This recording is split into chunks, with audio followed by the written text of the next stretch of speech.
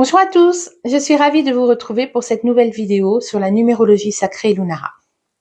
La numérologie Lunara est une numérologie qui a toutes les bases des numérologies classiques, mais qui est surtout un formidable outil de développement personnel.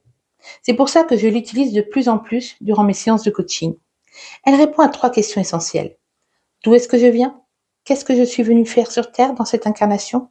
Comment je peux le réaliser? Quel est mon potentiel? Vous comprenez qu'on va parler de réincarnation. Tout le monde n'est pas ouvert, n'est pas prêt à avoir cette compréhension de notre existence. Cependant, je ne peux pas vous partager autre chose que ce en quoi je crois, ce qui me paraît vrai, avec authenticité, sans aucun jugement pour qui que ce soit sur son chemin d'évolution. Revenons à la numérologie. La numérologie nous raconte une histoire, elle nous raconte notre histoire. Elle nous guide. C'est notre GPS numérique. Libre à nous de la suivre ou pas. Mais une personne qui se sent perdue, qui ne sait pas d'où elle vient, comment faire, qui se pose plein de questions existentielles, qui ne comprend pas sa vie, qui ne donne pas de sens et qui a besoin d'aide, peut trouver cette aide dans la numérologie. En numérologie, on lit des chiffres, des nombres. C'est très cartésien, même mathématique. Vous le savez peut-être, les scientifiques disent que tout est énergie. Et les chiffres n'échappent pas à cette loi. Ils ont une vibration, positive ou négative. Si je prends l'exemple du 5, une personne qui a un chemin de vie 5, on y reviendra tout à l'heure au chemin de vie. Une personne qui a un chemin de vie 5 issu d'un 23, 2 plus 3 égale 5. Je vous dirais que cette personne, elle a besoin d'aller à l'intérieur d'elle, de faire une introspection de qui elle est, de recontacter son enfant intérieur, redialoguer avec elle-même, dépasser toutes ces dualités à l'intérieur d'elle, au plus profond d'elle, pour trouver sa liberté. Si le 5 est issu d'un 14, 1 plus 4 égale 5, même si le 14 est un karma, le karma de toutes les perversions, on y reviendra tout à l'heure, je vous dirais que cette personne a besoin de s'enraciner profondément dans la terre, de recontacter ses racines, ses origines, de recontacter son histoire pour se reconstruire. Vous voyez que le chemin n'est pas le même, le cheminement n'est pas le même si on aboutit à une liberté. Alors, j'adore ce côté très cartésien. C'est vrai qu'on fait des calculs très stricts et pourtant ça ramène à quelque chose de très subtil, d'éthérique. Chaque histoire est spécifique, suivant l'environnement des chiffres, leur environnement que l'on va pouvoir interpréter différemment. Et en regardant tout un thème, c'est là qu'on comprend la raison d'être, c'est là qu'on donne du sens à notre vie. Je vous propose de voir tout de suite comment on calcule un thème de numérologie. Et là, on part d'une date de naissance. Donc, j'ai pris simplement ma date de naissance. Je suis née le 28 octobre 1971. Donc, on calcule d'abord un chemin de vie classique. Le chemin de vie classique, c'est là où on doit aller, ce que l'on doit aboutir, vers quoi on doit aller. On additionne tous les chiffres les uns après les autres. 2, plus 8, plus 1, plus 0, plus 1, plus 9, plus 7, plus 1. Ça nous donne 29. 29 se réduit. 2 plus 9 nous donne 11. 11 se réduit encore. 1 plus 1 égale 2. Donc, mon chemin de vie classique serait 2. Et dans mon cas particulier, on va garder le 11. 11, 2. Pourquoi je garde le 11? Parce que le 11 est un nombre maître, comme le 22, 33, 44 pour les chemins de vie. Le 11 signifie que je suis un guide, une magicienne, je peux tout transformer. Donc je pense qu'en étant coach de vie et énergéticienne, je suis bien sur mon chemin de vie. Une autre façon de calculer ce chemin, on va additionner le jour, le mois et l'année. 28 plus 10 plus 1971, ça nous donne 2009. 2009 se réduit. 2 plus 0 plus 0 plus 9, ça nous donne 11. Et donc là, j'obtiens mon chemin de vie karmique de naissance. Toujours pareil que le précédent, 11, 2.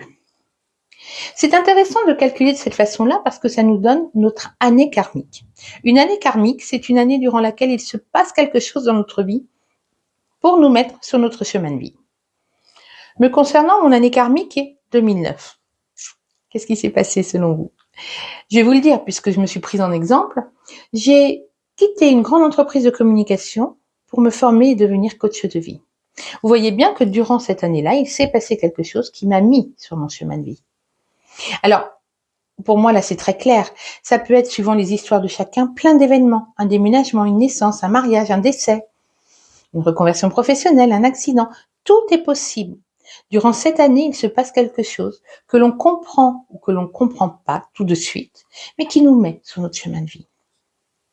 Donc, c'est pas toujours évident pour tout le monde. Une troisième façon de calculer son chemin de vie. On va réduire le jour de naissance, le mois et l'année séparément et additionner les résultats. 28 me donne 2 plus 8, ce qui nous ramène 10, 1 plus 0, ça donne 1. 10 le mois d'octobre, 1 plus 0 me donne 1. Et mon année de naissance, 1971, 1 plus 9 plus 7 plus 1 nous donne 18, qui se réduit encore, 1 plus 8 égale 9. On réduit toujours entre 1 et 9. 1 plus 9 nous donne 11. Donc, mon chemin karmique est donc 11-2. C'est intéressant de voir que mes 3 chemins de vie sont les mêmes, parce qu'on n'a qu'un chemin de vie. Et si jamais dans les calculs j'obtenais des résultats différents, ça voudrait dire qu'il y aurait une erreur. Ces 3 façons de calculer le chemin de vie nous donnent des informations très importantes. Le chemin karmique de naissance nous indique comment j'en ai né. Moi, je suis née en étant un 11. Les calculs que l'on fait ici nous indiquent des cycles de vie. Notre mois de naissance réduit nous indique notre cycle formatif. Le cycle formatif, c'est le cycle de toutes les premières fois où l'on apprend, où l'on évolue, on s'éveille à plein de choses. Nous avons ensuite, de 27 à 55 ans approximativement, le cycle productif indiqué par le jour de naissance. Le cycle productif, c'est le cycle où l'on œuvre. On fait des choses, on développe une carrière professionnelle, on s'installe dans une vie familiale ou pas. Mais on est actif. Et notre année de naissance réduite nous donne le cycle de moisson. Le cycle de la moisson, c'est le cycle où l'on devrait récolter. Ça ne veut pas dire qu'on ne fait plus rien. Ça veut dire que, riche de toutes les expériences que l'on a eues, puisque c'est au-delà de 55 ans à peu près, riche de toutes ces expériences, on porte un nouveau regard sur les événements, beaucoup plus empreint de sagesse.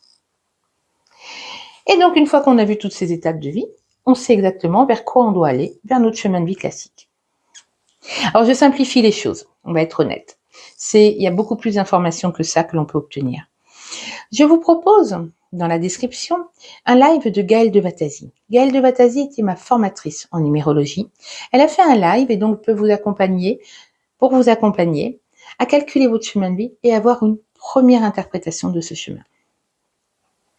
Si on va plus loin, notre jour de naissance nous indique l'énergie du transgénérationnel féminin auquel on a choisi de s'incarner, notre transgénérationnel maternel. Notre année de naissance réduite nous indique l'énergie du transgénérationnel masculin paternel auquel on a choisi de se relier. Le transgénérationnel, c'est le poids de la famille, tout ce que l'on porte sur nos épaules et qui est lié directement à notre famille. Les énergies d'une famille, les énergies de notre mère, grand-mère, arrière-grand-mère, les énergies de notre père, grand-père, arrière-grand-père et au-delà. C'est à noter que quand il y a des fratries, nous ne sommes pas nés tous le même jour, pas tous la même année. Et donc, les transgénérationnels qui ont été choisis par les frères et sœurs ne sont pas les mêmes. Ils n'ont pas les mêmes histoires, ils n'ont pas les mêmes choses à travailler dans la réincarnation, ils ne vont pas les vivre de la même manière. Alors, on peut aller plus loin. On peut calculer ce que l'on appelle des cadrans. Cadran céleste et un cadran terrestre, mais également le cadran de notre parfait équilibre. Le cadran céleste nous indique qui on était en tant qu'âme, où est-ce qu'on en était dans notre évolution. Qu'est-ce qu'on avait acquis, compris dans nos vies antérieures et comment on redescend. Qu'est-ce qu'on vient travailler, qu'est-ce qu'on est en tant qu'âme et qu'est-ce qu'on vient travailler sur Terre. Et le cadran terrestre nous confirme ou nous dit ce qu'on est venu travailler, comment on va le travailler, avec quoi. Et donc, pour nous aider, pour savoir comment aboutir à tout cela, on a ce cadran du parfait équilibre, de notre meilleur potentiel, ce vers quoi on doit aller pour réaliser ce que l'on est venu faire sur Terre. Vous voyez la richesse de ces informations. Vous voyez maintenant comment la numérologie peut être une aide précieuse pour nous réaligner avec nous-mêmes dans notre vie, dans notre quotidien, redonner du sens. Dès lors que l'on sait d'où l'on vient, ce qu'on est venu faire, comment on est venu le faire, pourquoi on a choisi ce chemin de vie, c'est beaucoup plus facile d'y aller. Dès lors qu'on sait pourquoi on est là, où sont nos ressources, sur quoi on peut s'appuyer, quelles sont nos richesses, On a tout pour réussir notre incarnation sur Terre. Et là, on reprend confiance en nous et on avance. Tout prend du sens. Alors, j'entends certains qui réagissent. J'ai trop de galères dans ma vie, j'ai pas pu choisir de m'incarner dans cette vie-là. Je ne veux pas être brutale, mais je vous dirais que si. Bien sûr que si, vous avez choisi d'expérimenter différentes situations et notamment vous avez choisi cette vie pour guérir et réparer ce que l'on appelle le karma. Parce qu'en numérologie, on les voit nos charges karmiques, on les distingue clairement. Toutes les leçons qu'on est venu travailler pour guérir une part de nous-mêmes. Tout se transmute. Parce qu'il faut être honnête, durant nos vies antérieures, nos vies passées, nous n'avons pas fait que de belles choses. Donc nous avons tous des choses à transmuter. Ce qui a été abîmé hier dans le passé sur Terre, ce qui a été sali, doit être réparé aujourd'hui sur Terre. Ce qui a été abîmé sur Terre doit être réparé sur Terre. Donc on doit réexpérimenter ce que l'on n'a pas abouti hier, ce que l'on n'a pas intégré dans une autre vie, que l'on a été victime ou bourreau. On vient le remanifester dans la matière pour le transmuter, pour le guérir. Alors, il existe 4 karmas en numérologie. Le karma 13, le karma des dominants-dominés. C'est le karma de l'exploitation de l'humain, de l'enfant. Le karma 14, dont on a parlé tout à l'heure. Le karma de la perversion. De tous les extrêmes qui ont abîmé le corps, les extrêmes qui ont abîmé le corps. On le voit souvent par des maladies, par des handicaps, par des addictions. Il y a le karma 16, le karma des mœurs douteuses, incestueuses, le non-respect de l'intime en chacun de nous, de notre sacré. Et il y a le karma 19. Le karma 19, c'est la totalité des 3 autres karmas. Le 13, le 14 et le 16, on a tout. C'est-à-dire que dans des vies antérieures, on a été abusé de tous les pouvoirs, dans tous les sens. Et on a une vie pour tout réparer, pour tout guérir. Ça peut paraître lourd. Mais si on a des charges karmiques, on a aussi des rétributions karmiques, des cadeaux. Parce que dans nos vies antérieures, on a compris des choses, on a eu des enseignements. Et on revient avec toutes ces compréhensions. On est partie prenante dans notre incarnation. On descend avec tout ce que l'on a appris dès lors que notre âme est prête à redescendre. Puis, riche de tous les enseignements qu'on a pu déjà comprendre et avoir, en sachant ce que l'on vient faire sur Terre, si on a beaucoup de karma, on a des guides qui sont là pour nous aider. Nous ne sommes pas seuls. Et plus on a de karma, plus on a de guides. Il y a encore beaucoup de choses à dire sur la numérologie. Je viens de vous parler des chemins de vie, de la guidance par rapport au chemin de vie. Mais quand on a un entretien, une date importante, une réunion importante, un événement important, ça peut être intéressant de connaître les énergies universelles et les énergies liées à notre vie personnelle. Ça permet d'avoir une connaissance de l'environnement et d'appréhender les choses de la meilleure façon qu'il soit pour aboutir à ce que l'on veut. On peut aussi calculer les énergies d'un lieu, d'une adresse. C'est intéressant en cas de déménagement. D'une enseigne commerciale, d'un numéro de téléphone, d'une carte bancaire.